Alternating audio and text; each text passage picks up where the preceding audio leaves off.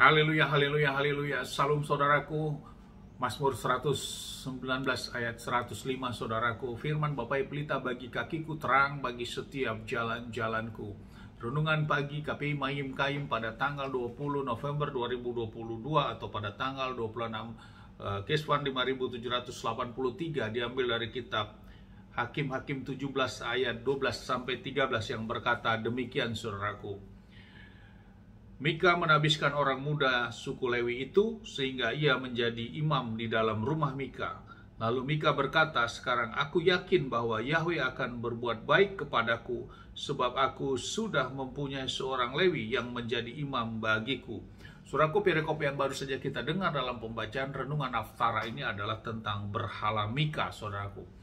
Mika adalah seorang bapak atau keluarga dari keturunan Efraim, saudaraku.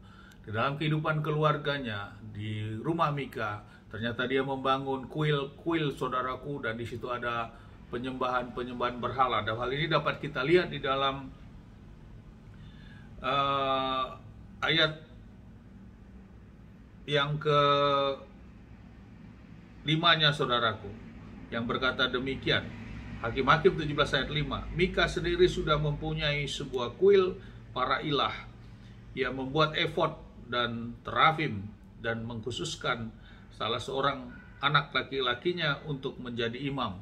Jadi sebelumnya anak laki-lakinya lah yang menjadi imam di rumah daripada Mika ini saudaraku, di kuil-kuilnya. Namun dengan datangnya seorang lelaki pengembara, dan dia adalah dari suku Lewi, dan dia meminta agar pengembara ini tinggal di rumah Mika, dan kemudian dia mengangkat agar tinggal, dan ada kesepakatan, dan akhirnya suku Lewi ini yang merupakan pengembara yang tertulis di ayat 9-nya berkata demikian. Mika bertanya kepadanya, dari manakah asalmu?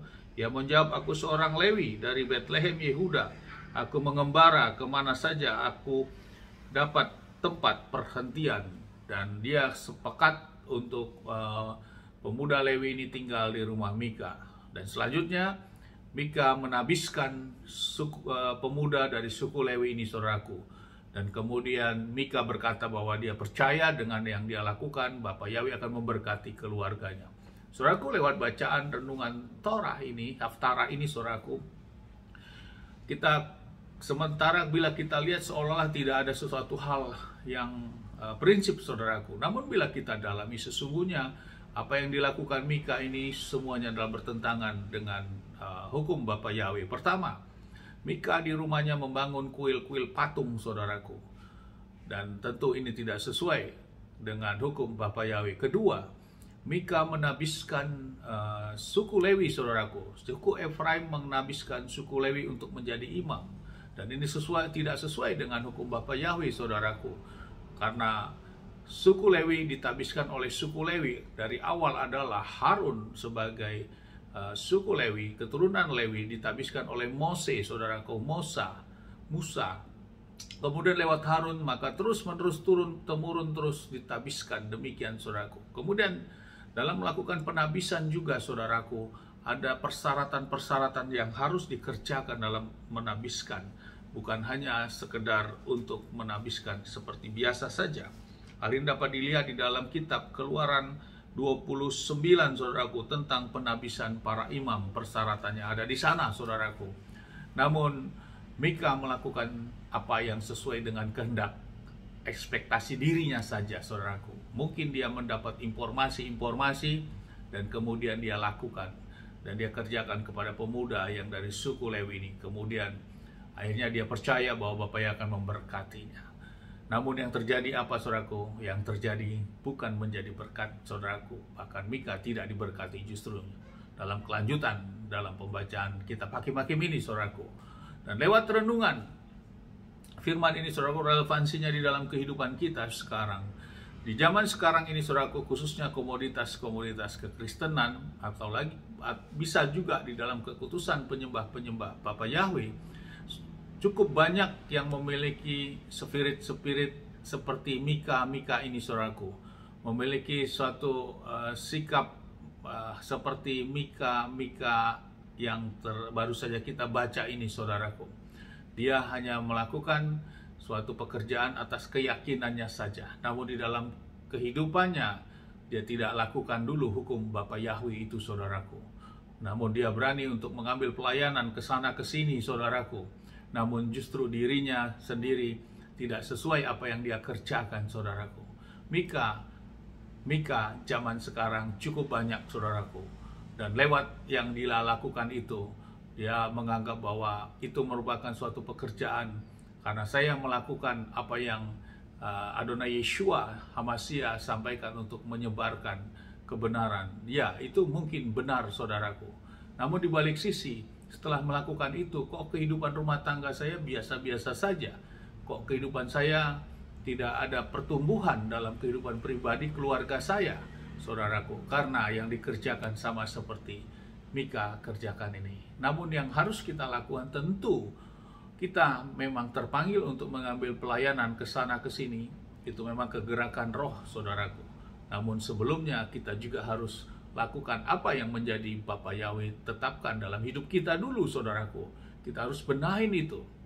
Bagaimana ibadah-ibadah kita, bagaimana kehidupan kita, saudaraku. Sama seperti Mika ini, sesungguhnya dia tidak layak untuk menabiskan dari suku Lewi, namun dia berani untuk menabiskan. Artinya kehidupannya dia tidak menetap sesuai dengan ketetapan hukum Bapa Yahweh. Sama seperti Mika di zaman sekarang, saudaraku. Yang harus kita kerjakan untuk memberikan pelayanan kepada orang lain, maka kita benahi dulu diri kita. Sesuai dengan hukum Bapa Yahweh kah? Di antaranya bagaimana kehidupan ibadah-ibadah kita. Ketaatan Sabat, ketaatan ibadah Sabat besar, hari raya Bapa Yahweh.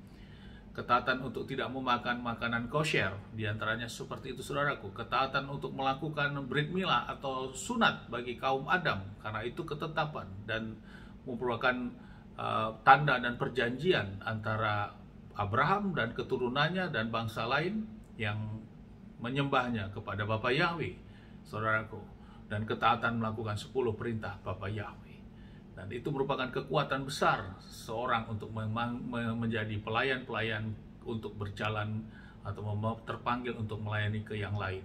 Sehingga akan diberkati orang yang dilayani dan hidupnya juga diberkati dan keluarganya juga diberkati.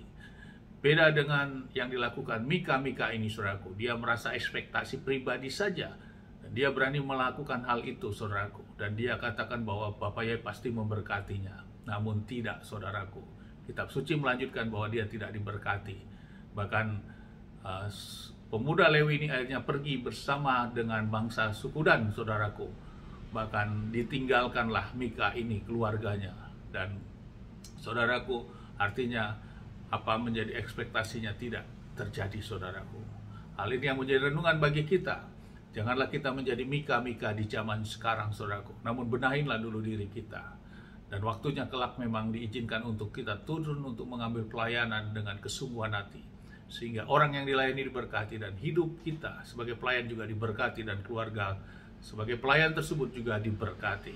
Dalam firman ini meneguhkan bagi kita untuk mengajar kita, mendidik kita, saudaraku. Karena memang kitab suci diilhami untuk didikan, ajaran bagi kita. Untuk kita lebih lagi mengenal apa kehendak Bapa Yahweh. Amin. Sukses besar buat kita semua. Maju terus dalam iman. Dari tempat ini saya berdoa Bapa yang memberkati, melindungi kita semua dimanapun kita berada. Bapa yang menyinari wajahnya kepada kita, berikan kita kasih karunia. Bapa yang menghadapkan wajahnya kepada kita, memberikan kita damai sejahtera. Apapun yang kita kerja lakukan sepanjang ini, semuanya menjadi berhasil. Dan kita orang percaya kepada Bapa yang kita tidak dipermalukan. Amin. Haleluya. Shalom, saudaraku.